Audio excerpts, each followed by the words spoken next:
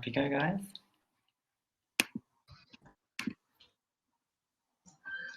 Good morning, everyone. So this session is a panel conversation. I think what we'll do is actually start off with some comments from Scott and Michael, some brief ones from myself on the topic of do's and don'ts on the guided CTO role. And I think we'd all have some learnings to share from that. I know there are several things that I've done or failures that I've had that I would love for people to learn from and share. And then there's some kind of guiding principles that we have as we start to develop in this role on things that are non-negotiable for us. So first, what I'd like to do is Scott and Michael. Scott, you heard from just previously, but for people who just tuned in, Scott, could you give us a quick précis of your experience and a fun fact about yourself? And you're on mute. Oh, sorry. There we go. Look at that. Wonders of technology, and I think that was probably the quote from 2020. Absolutely. Yeah, so Scott Castamer, I'm from the Digital Transformation Agency in Canberra. So I'm the Chief Strategy and Investment Officer here. So my portfolio is largely focused on the overarching digital transformation strategy within government, also focused on whole of government architecture, whole of government capability, and whole of government investment. So bringing all of those components together to help drive transformation. That's a very serious sounding role. So I need that fun fact from you. Fun fact. I think I told you before we started today. In terms of riding a bike, I can turn left amazingly well, not so good turning right. Yeah, so we're laughing or talking about where we're located. I'm in Sydney, Scott's down in Canberra. I was commenting that I love the mountain biking tracks down in Canberra, and he shared with me that he's obviously the Zoolander of mountain biking. Thanks for that, Scott. Michael, over to you, co-author of Change the Game. Love the little quick summary and the sneak peek of the book. So just a little bit about yourself and your fun fact, please. Sure. So I've been involved in transforming businesses for most of my career, and a lot of that time has been spent at News Corp, and that's both in terms of enterprise transformation as well as transforming divisions, teams, and functions. So I've been at News Corp now about just over 8 years, and people will be familiar with the challenges that traditional media companies have, and so I've had the opportunity to experience all aspects of the transformation journey. Right from setting things up at the beginning, through to creating the mandate and developing that journey with the execution. I've been on that journey a number of times now, and so that led to my co-author Graham and I thinking that it would be great to capture our experiences and the experiences of others in a book. And we had the opportunity to interview some incredible transformation executives and capture their learnings along with our own. So Michael Pratt from Service New South Wales, and Adam Warden, who's formerly a senior partner at Bain, and interviewing a 3-star general in terms of his approach to transforming the British Navy. So what I would love to do today is just to impart some of those insights with the people here. And your fun fact. Fun fact. Look, this is just something that happened to me recently, but I was making some notes with this pen this morning. I realized I picked up my daughter's pen, and this one actually fades after about 5 or 10 minutes. The ink, it's like magic ink. So any notes that I've prepared will have disappeared by the end of this session. A great stretch OKR, remembering all of your notes that you've written because they're now invisible. That's right. Yeah. Or trying to find a way to make them uninvisible or visible again. Yeah, so thanks for that. I know I put you guys on the spot. There was no pre-warning I was going to ask for a fun fact.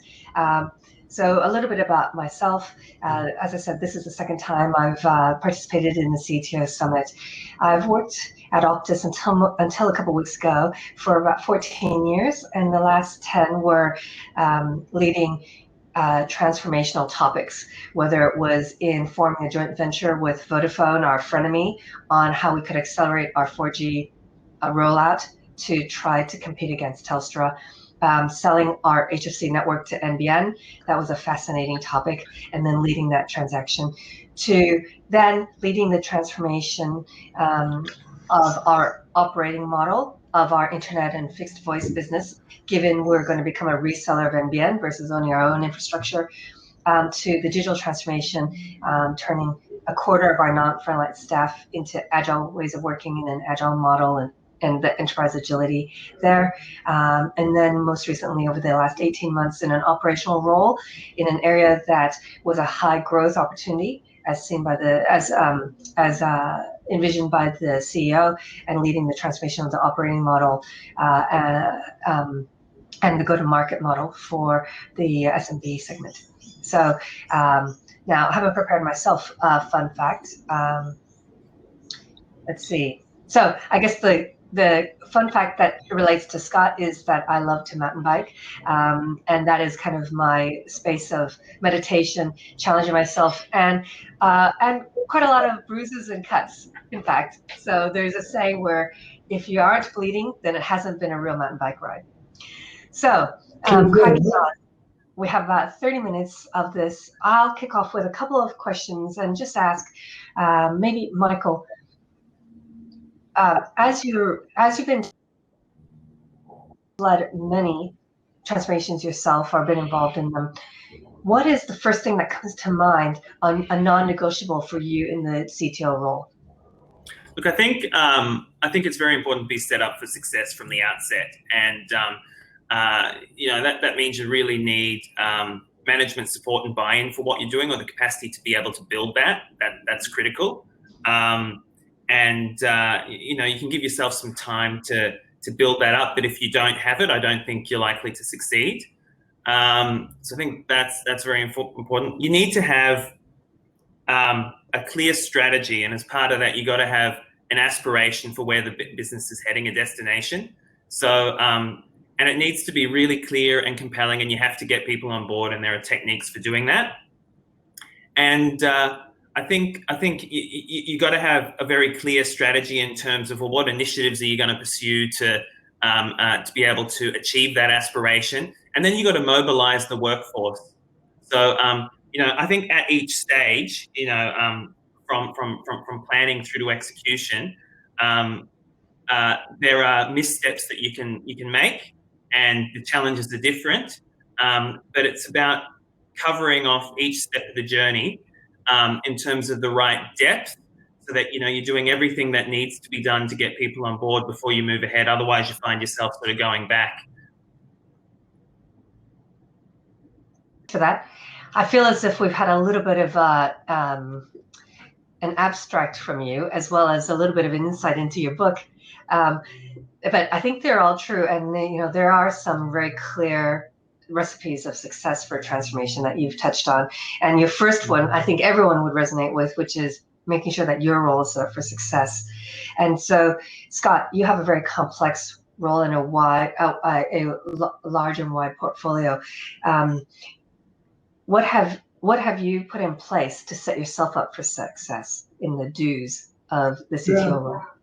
I think it's a great question. I think it sort of comes back down to, again, kind of where Michael's going as well, that if you don't have that kind of vision defined in terms of where you're actually heading at the top layer, drawing that thread between the vision down through the strategy, through all of the kind of frames that you might actually have in terms of the way that you think about the entire portfolio, down to those specific initiatives that you're going to drive to deliver those outcomes. If you can't actually get that line of sight between the outcome and what you're doing down below, it's not going to set you up for success. So a lot of what we've kind of put in place is to be able to actually see all the way through the kind of ecosystem, from, again, what we've got underway at the moment, what we've already had in place before, what is the outcome that delivers, and then breaking that into those kind of components that can then lead to transformation.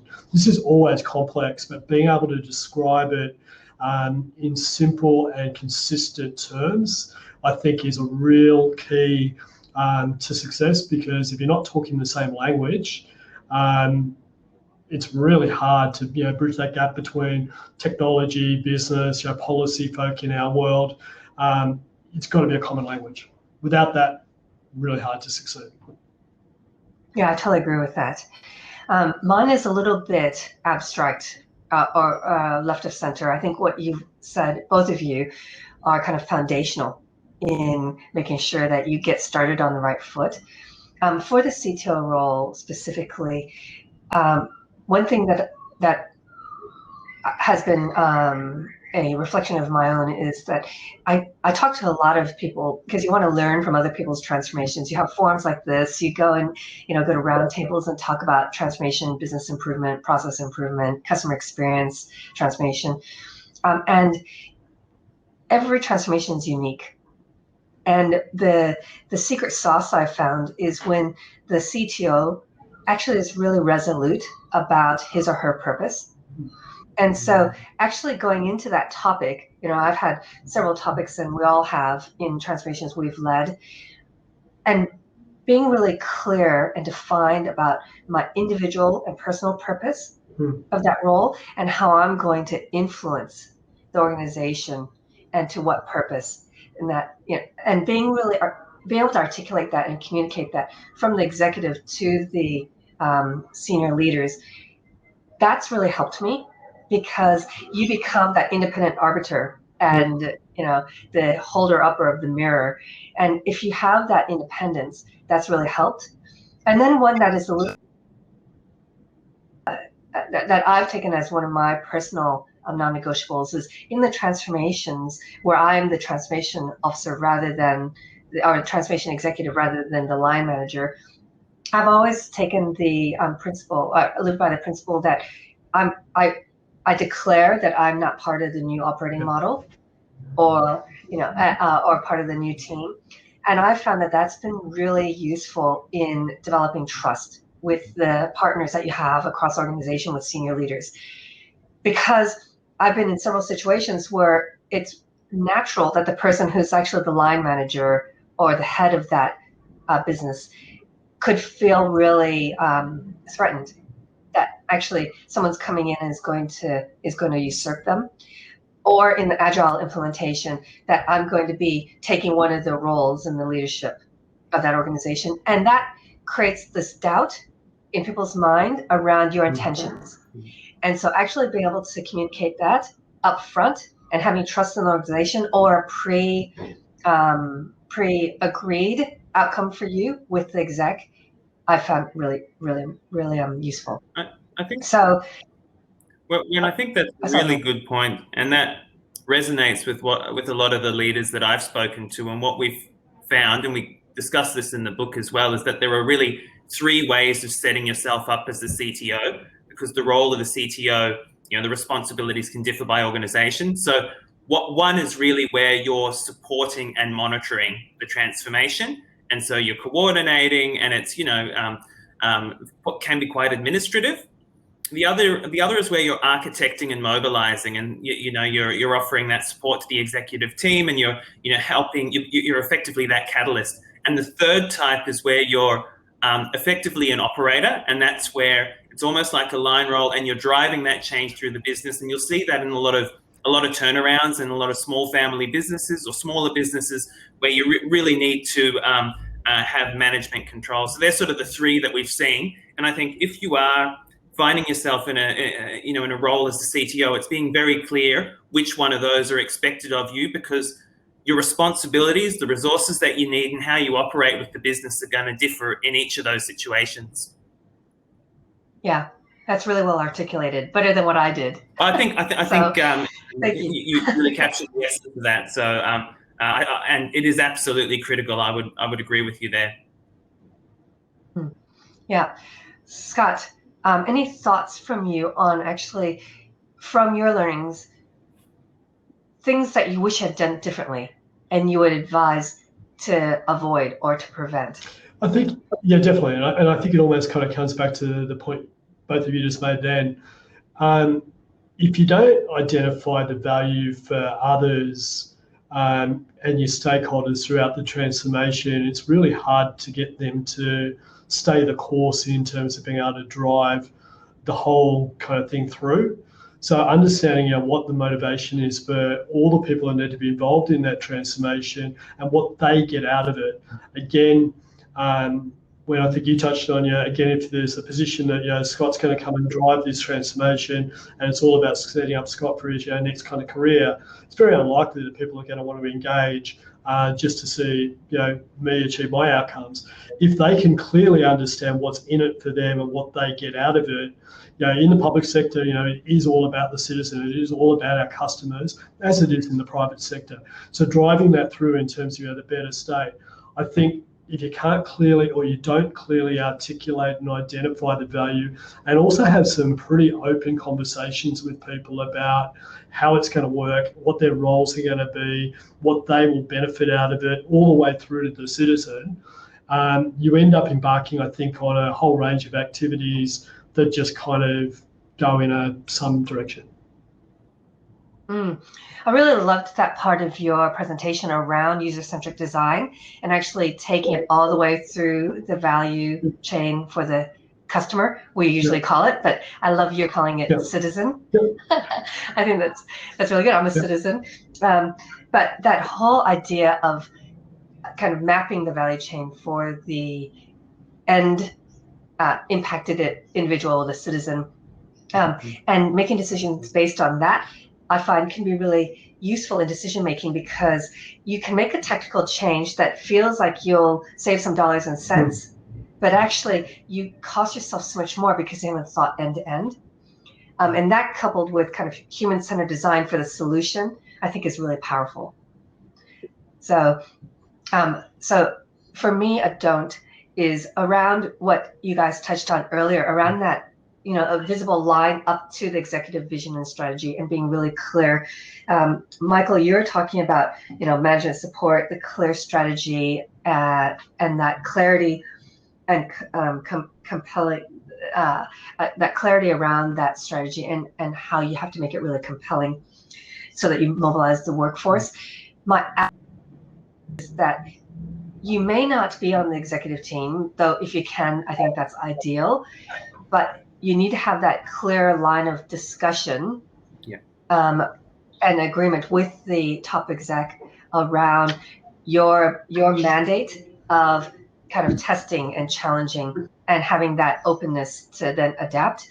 Every transformation I've started in has had a different outcome to what we set in to achieve. It's never quite exactly as you picture when you start or as you plan. Some initiatives fall off, some fail, and then you actually find something else. And so the don't for me is, it's a negative way of saying it, but don't sell yourself short as a CTO. Really believe in the criticality of your role and the purpose. And there's nothing wrong with saying no. And a lot of times I think you've got the top exec kind of mandating and having a vision and being really impatient for getting on with things. And unless you actually create that space for yourself in your role to own the role in its entirety, to create the transformation and the outcomes that the organization wants, and have the courage to actually hold that space, that I think just sets yourself up for failure because you start to compromise everywhere and you start becoming, as Michael talked about, that administrator becomes very administrative rather than being a decision maker and someone at the table helping drive it and be a catalyst. I think when you sort of got to operate in two timeframes because you got to deliver that longer term strategy that's going to have the impact, but you can't be that CTO that's always working towards the bigger picture. You got to deliver things today, now that are relevant. Those quick wins. Otherwise, you're never going to get the opportunity, and you're never going to have the credibility to have that bigger impact. One of the other things that you mentioned, just talking about the value chain, I thought that's an interesting way of approaching it because when you're starting a transformation, you sort of need to organize your thoughts and understand where the issues are. And so, if it's more of a financial, like a turnaround, you're probably going to start with the P&L and you're going to look at the drivers and levers, but other organizing concepts that are equally relevant, especially when you're sort of taking on an organization's strategic challenge, might be things like a value chain where you're looking across the value chain and value typically flows to the scarcest resources in the value chain, which tends to be the consumer or the citizen these days. I mean, so certainly in a media context, everybody's trying to engage with their audience. And so that can be a great way, a great organizing concept for working through what your vision might be, where the challenges are. So I think it's a really, really good place to start. Define what your role is, look at what organizing concept you're going to adopt to be able to spot the issues and challenges, and then having both those things at the outset are going to set you up for success. Yeah, and in my mind, it's a what and how that balance together. In my first CTO role, I worked for the CFO, and so his outcome was P&L driven. And that was the what. And there are very strong metrics around that.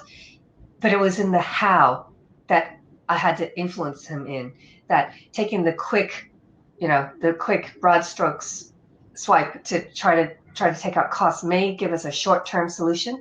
But unless we did designed for the value chain in the how, we would actually cost ourselves more downstream. And one of the failures that we had to remediate was exactly that. We knew that we needed to actually take out costs in our service team because it was our biggest driver of cost. And so the team put together a great plan of how they're going to start to build digital capability, and we would start to then reduce our workforce, our live workforce, because we would have digital capabilities start to take over. We didn't design it from the customer back. We designed it from the concept out. And what happened was we're rolling on and we're taking people out. And what happened was that our ASAs went through the roof and our NPS kind of nosedived because we didn't actually plan for the phasing of the initiative from the customer back. And so that what and how, I think interplay is so critical, and our ability to articulate that and debate that is so important.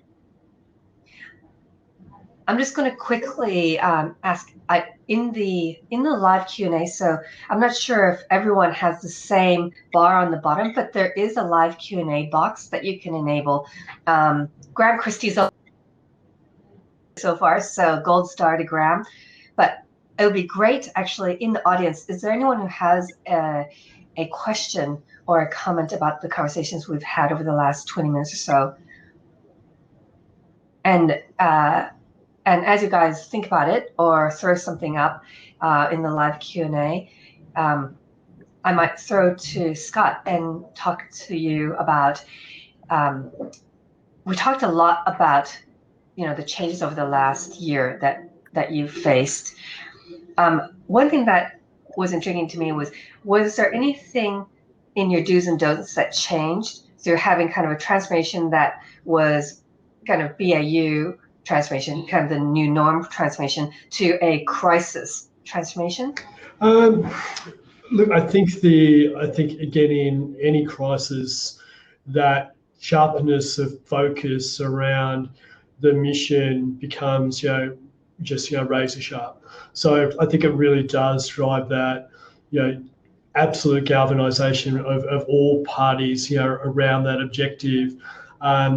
Which again, I think, came back to, what Mike was sort of saying in terms of, setting up that foundational element for the transformation. When you're right in the middle of it, you've got to make sure that you still get the balance though between the tactical interventions that will lead to the right outcome, while still making sure that we, again, as I said in my talk earlier, you can't take a year off from transformation. Otherwise, you're not going to drive that sustainable change and better outcomes. So it is kind of like, so I think what changed is, I think it pivots your focus and takes more of the time and attention around those immediate outcomes you've got to drive.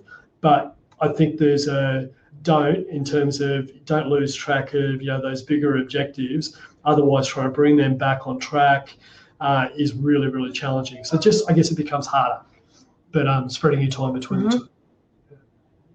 Yeah, I agree. That balance is something we always struggle with, isn't it? Because you have to straddle both. Totally.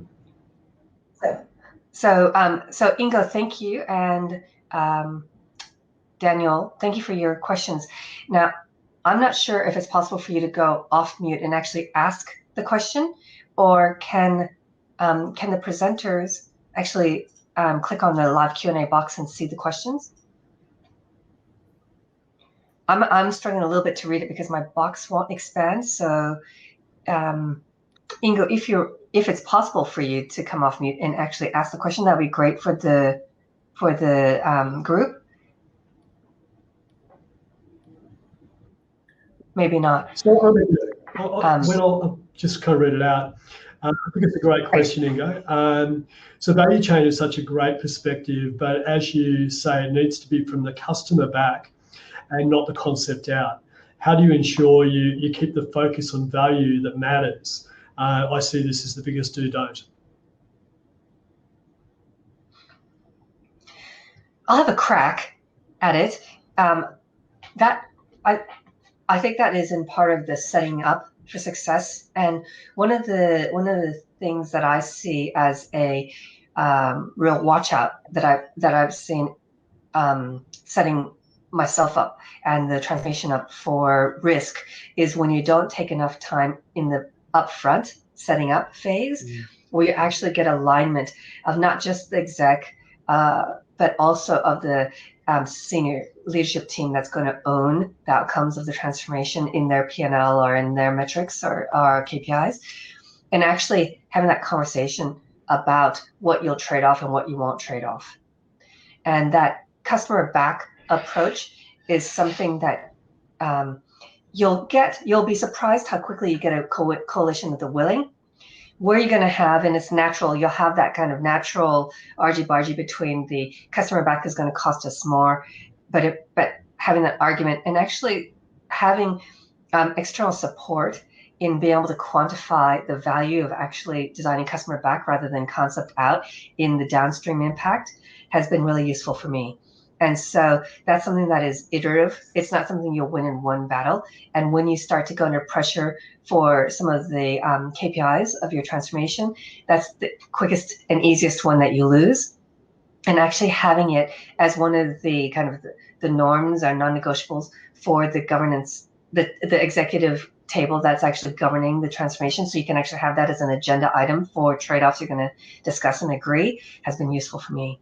I don't know. How about you guys, Scott and Michael? I'm going to go first. I think it's interesting in a kind of government context because I totally agree with starting with the citizen or starting with the customer and working back. But we have quite a different kind of value chain, I think, within government to Michael, like in News Corp, in that instead of it keeping readers' attention and attracting them to the site and consuming the product, a lot of what we do in government is actually trying to do the opposite of trying to make sure that we have minimal intervention into people's lives, only liaise with them when they absolutely need to liaise with us, and when they do liaise with them, make it as quick and easy and fast as possible.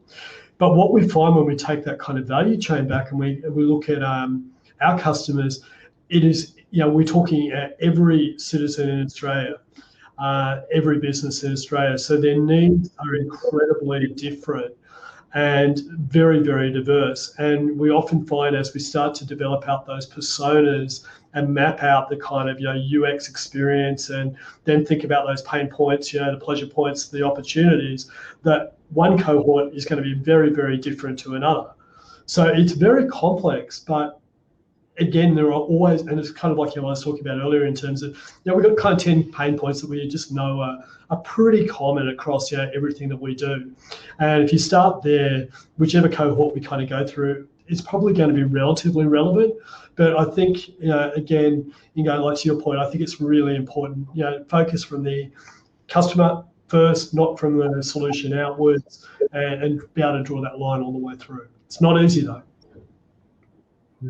No, it's not. Yeah. How about you, Michael? Just picking up on some of those points, Scott. I know when for the book when we interviewed Michael Pratt and he talked about sort of Service New South Wales, he'd spent sort of the first 6 months really getting set up for success. And one of the things that he really emphasized was really researching, customer research, understanding what the customer wants. So it wasn't a case of, let's just, work out what the journey is for the customer or draw up the value chain. It's really understanding their needs. And I think there's something very powerful if you want to create a mandate for change to be able to present, this is what customers think about us, this is what customers need. And I think it sort of gives you permission to play and make changes. So I think during that setup phase, don't underestimate the value of actually going to talk to your customers and capturing primary information to inform what you're doing. And then it may then be a consumer research exercise to segment your customer base, based on value or, based on usage or something that's relevant to your business.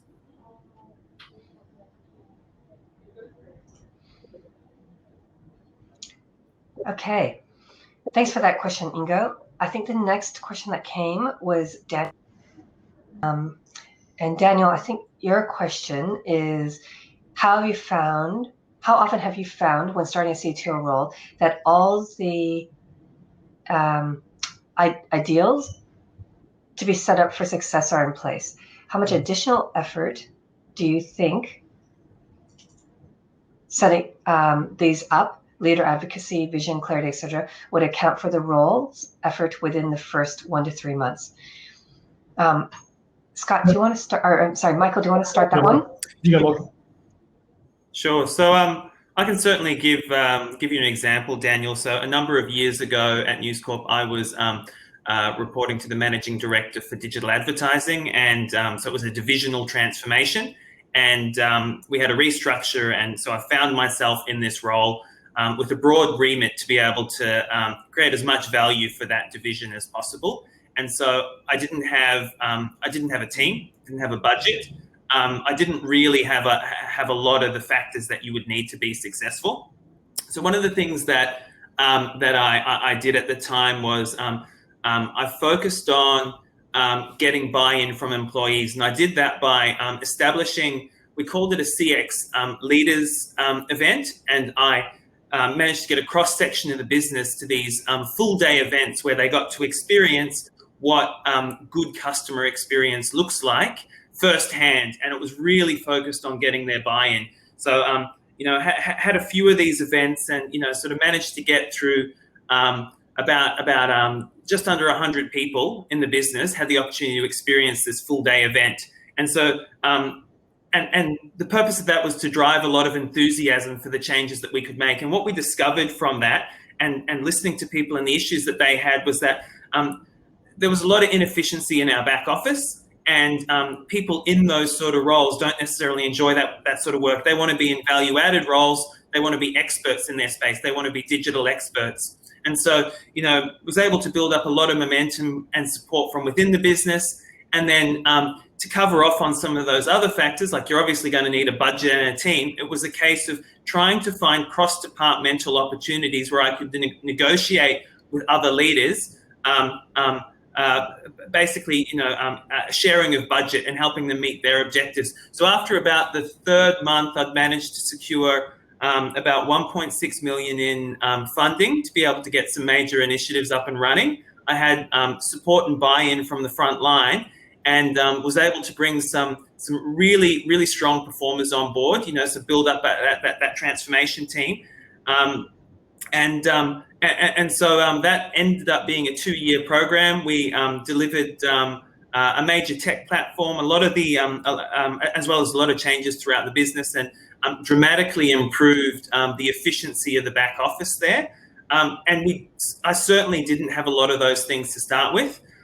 So it's a case of looking at what are the things that you need, how much inertia is there in the business, and using what you've got, how can you overcome some of those? And sometimes you might find yourself in a situation where it's almost impossible to overcome some of the challenges, but you can get there through, negotiation, building in, gathering buy-in and support from the front line. So I'd certainly suggest that you don't need to have absolutely everything at the outset to be successful. Yeah. How about you, Scott?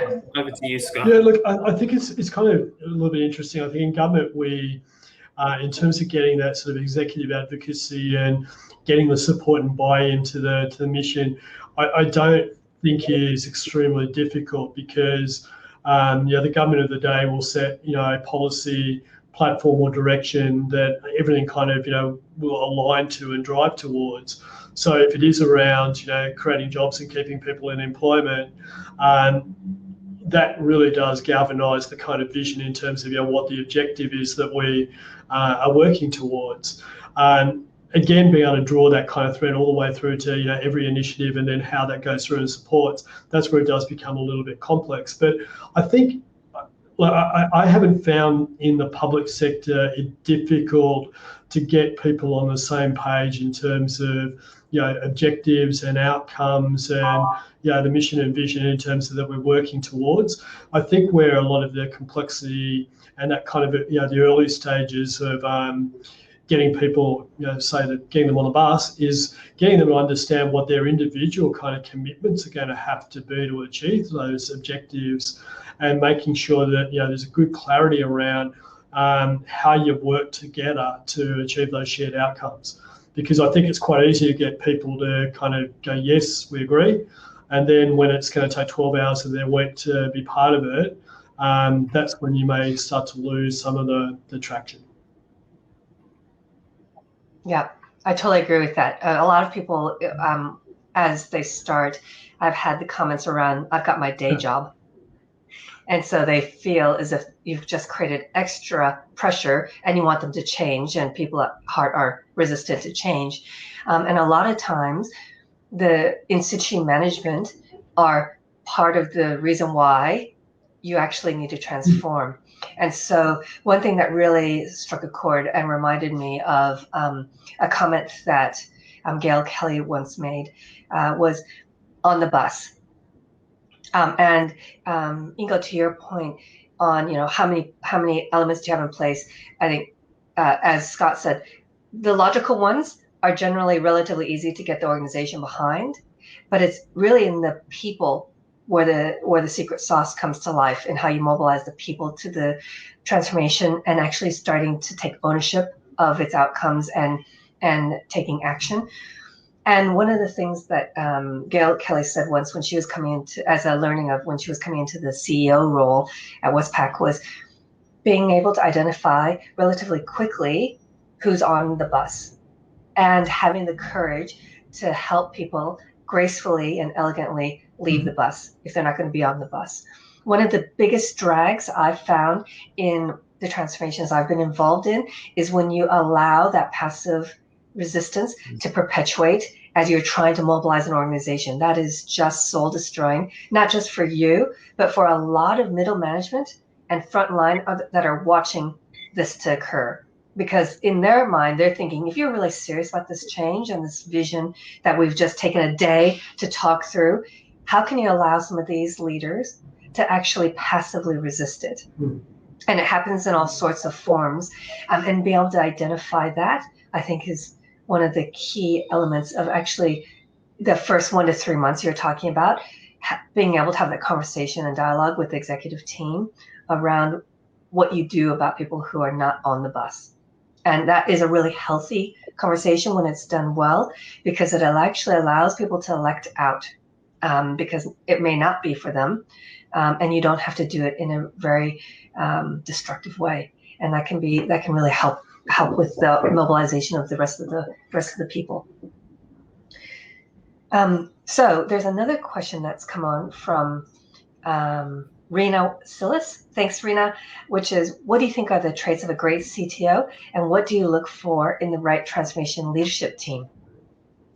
Scott, might start with you this time on that. I think I must start with the leadership team. I think in the leadership team, particularly in the work that we kind of do, diversity is absolutely really important, absolutely critical, because we need to bring just so many different perspectives at all layers of the kind of organisation to be able to build what it is what we need to do. In terms of the traits, I think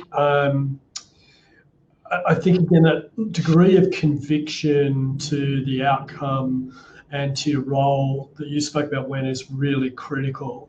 I do think there is a flip to that, though, where there has to be, I think, the trait of humility around being able to listen, to be constructively challenged, to not always, or not ever be probably the smartest person in the room, and bring those different perspectives into it. Because I think with any transformation, it can be easy to get locked in on a trajectory, which is great, but you need to be able to flex and move as required. It's left you almost no time, Michael.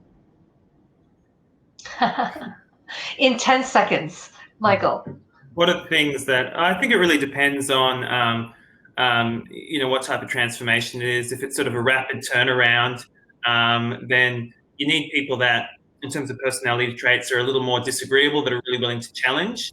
That, if it's a strategic transformation taking place over a longer period of time, and your role in the organization is to support and monitor, you're going to need to be more open, more agreeable, and work together with others. I think it really just depends. So not all personalities, there's no sort of one size fits all, I think, and that's why you do have such a diversity in CTOs. Yeah, I agree, and I don't have. I feel uncomfortable kind of having the last word because I feel as if you guys have really portrayed it well. It is a total balance. I agree with you totally, Scott, around that, strength of purpose and resoluteness with that humility and growth mindset, and seeking to understand rather than always seeking to teach, and be able to know when to do which, I think is important. The one around the team and that diversity of thought, so that you actually create a little microcosm of an ability to debate within yourselves, is really important. So we are over time now, but I thought it was a great discussion. I really enjoyed learning from the both of you. Thank you for your generosity of spirit and kind of offering your thoughts. And thank you to the guys who actually posted questions. That was really appreciated. I think the next session, we will all now leave this session, then go back to the main room and click on the next session, which I think starts in just under 5 minutes. So time for a quick comfort break, grab yourself a quick coffee, and we'll get started with the next presentation. Thanks, everyone. Thanks so much, guys. Thank you.